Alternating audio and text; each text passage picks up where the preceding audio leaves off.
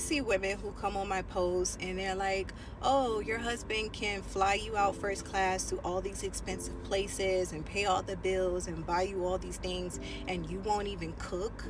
You won't even clean. Like, you're a lazy wife. He's going to leave you, blah, blah, blah, blah, blah.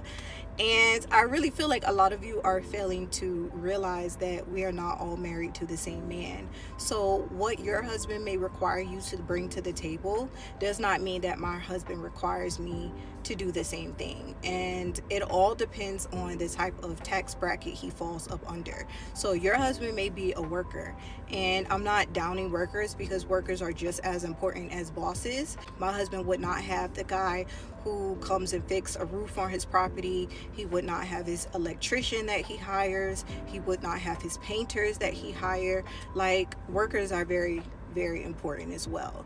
But my husband is not the type of man that is out in 90-degree heat, who has to work every day. He makes passive income. So if your husband's the type of man to where he's out here working and, he's tired and he comes home at 5, 6 o'clock and he's drained and he's, hungry, that may be your lifestyle.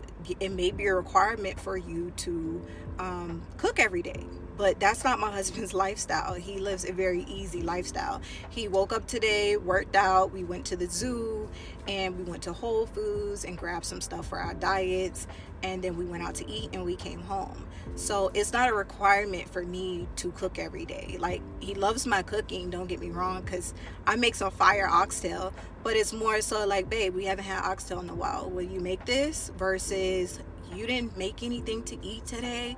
That may be how your husbands are, but my husband is not like that. If my husband walked in the room and seen me cleaning, he'll be like, what are you doing? Like, we hire people to do that. Go relax. I'm not required to bring anything to the table. I'm just required to be happy. That's it.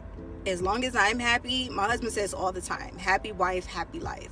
As long as I'm happy, he's happy. Things is ran smoothly. The house is peaceful. We wake up every day, laugh and joke with each other, and we live our best lives. That is what he has worked so hard for all of these years, to live a comfortable life, to make sure that his wife does not have to work or do anything.